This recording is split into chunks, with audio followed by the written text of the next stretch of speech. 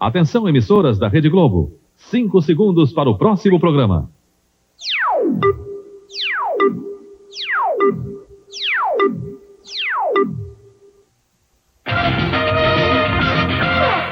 O Jornal da Globo começa agora com os assuntos que foram notícia nesta segunda-feira. Um palestino morto e um israelense ferido a facadas. Jerusalém agora é cidade proibida para os árabes. O preço do petróleo cai a $26 o barril, um recorde desde o início da crise do Golfo. Crise política no Equador. O Congresso Nacional tem 2 presidentes e a capital vive momentos de tensão. O acidente que deu o título de campeão a Ayrton Senna provoca protestos na imprensa francesa. No Rio, a quadrilha que arromba cofres bancários nos fins de semana ataca uma empresa de previdência privada. O Banco Central corta a licença-prêmio dos funcionários em greve. Quem não trabalhou nesta segunda-feira já perdeu 15 dias da licença-prêmio, que garante 3 meses de folga para cada 5 anos trabalhados. A direção do banco informou que vai montar esquemas alternativos para operar a mesa de Open e o setor de fornecimento de dinheiro à rede bancária. Os funcionários do banco em São Paulo, Salvador e Brasília, parados há 7 dias, receberam hoje a adesão do Rio de Janeiro. As festas de fim de ano já esquentam o comércio e a indústria e provocam uma queda na taxa de desemprego na Grande São Paulo. As pesquisas do DIEESE e do SEAD, Fundação Sistema Estadual de Análise de Dados, revelam que o desemprego vem caindo há 3 meses. Mas na construção civil, a situação não está nada boa. A construção civil foi o único setor onde o desemprego aumentou em setembro. A falta de financiamento para a construção de novas obras mantém a mão de obra desocupada. Está procurando há quanto tempo? Uns 2 meses. Tá difícil, né? A gente arruma o salário pouco, não dá, né? Ao contrário, na indústria, no setor de serviços e principalmente no comércio, a oferta de empregos aumentou o suficiente para que 200 mil vagas fossem recuperadas do meio do ano para cá. Em junho, por exemplo, 1.100.000 pessoas estavam desempregadas na Grande São Paulo. Hoje, esse número já baixou para 860 mil. Mesmo ainda estando na casa dos 10%, esse índice de desemprego de setembro é o menor desde que o Plano Collor foi decretado. Mas, segundo a Fundação SEAD, esse resultado já era esperado. É que nessa época as indústrias produzem mais, o comércio também vende mais por causa das festas de fim de ano. É uma oferta de trabalho provisória, já que a maior parte dos novos empregados foi contratada sem carteira assinada. A tendência é piorar mais esse quadro, em função principalmente do final dos efeitos das vendas do final do ano, em função do final dos efeitos também das eleições a governador em todos os estados e em função da política recessiva que está sendo implementada pelo Banco Central. A ministra da Economia, Zélia Cardoso de Mello, conversou nesta segunda-feira em São Paulo com os empresários da Federação das Indústrias. Essa foi a primeira visita da ministra Zélia Cardoso de Mello à Fiesp. No auditório, ela encontrou cerca de 200 empresários de diversos setores preocupados com o arroxo monetário e com as altas taxas de juros. Mas quem esperava o anúncio de mudanças na política econômica saiu frustrado. A reunião aqui na Fiesp foi rápida, durou menos de 1 hora. No final, a ministra Zélia Cardoso de Mello disse que entende a preocupação dos empresários, mas reafirmou que a política monetária só muda quando a inflação baixar. A consequência é que um número maior de empresas descapitalizadas terá problemas tipo concordato e falência. A partir do início do ano que vem, passado o fim do ano, todos os indícios são para um aumento do nível de desemprego na indústria. O aumento do número de pedidos de concordata preocupa o mercado. Os juros estão muito altos e as empresas têm dificuldades em honrar seus compromissos financeiros. Lilian Vitfib. Pagar 8% ao mês além da correção monetária é um custo muito alto em qualquer circunstância. A situação fica ainda mais difícil quando as vendas não estão aquecidas.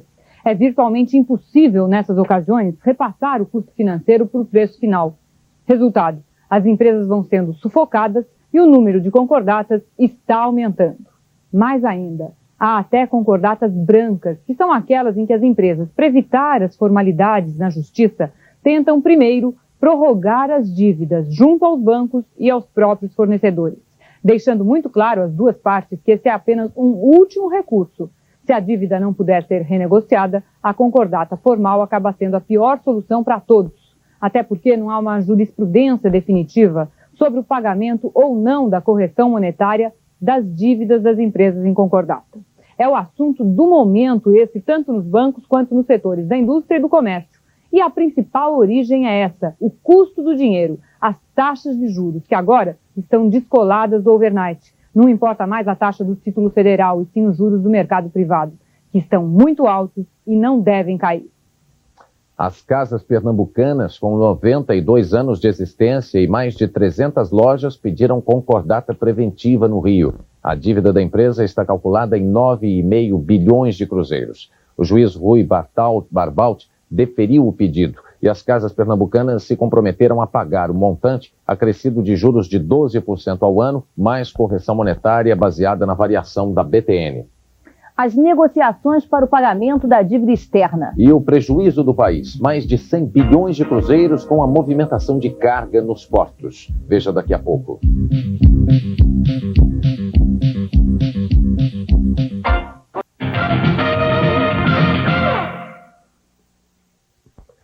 Os exportadores pedem ao governo que a movimentação de carga nos portos seja modernizada. Hoje, todo o trabalho tem de passar pelos sindicatos da categoria. E o aumento dos custos faz o país perder mais de 100 bilhões de cruzeiros por ano em exportações. Há quase 200 anos, Dom João VI abriu os portos às nações amigas. E os navios estrangeiros começaram a chegar. Mas agora, os navios voltam a se afastar dos portos brasileiros. Ficou caro demais atracar em qualquer um deles. Segundo os empresários, vários navios estão sendo desviados para Montevidéu e Buenos Aires.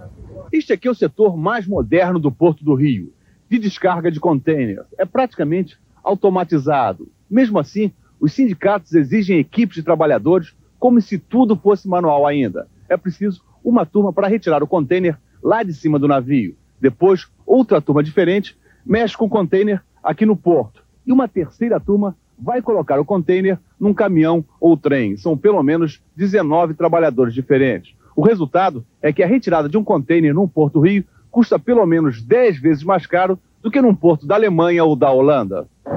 O custo do porto está prejudicando as exportações. Os exportadores culpam a ineficiência da mão de obra. Nos Estados Unidos, na Europa, se procurou ver esse avanço tecnológico de automação. Mas, de uma maneira concomitante, houve uma preocupação social do trabalhador. O que você ganha aqui, a maior parte é para o sindicato, né? A maior parte é para o sindicato. O sindicato é que as drogas contratam o sindicato e eles nos contratam. Você só trabalha se você estiver ligado ao sindicato, né? Exatamente. Para defender uma mudança profunda nos portos brasileiros, 47 entidades de classe de empresários ligados à exportação se uniram. O porto que nós entendemos que seria o ideal para o Brasil é um porto que seja eficiente, que seja moderno. Nós entendemos que essa eficiência e essa modernidade só será obtida através da competição e através da liberdade.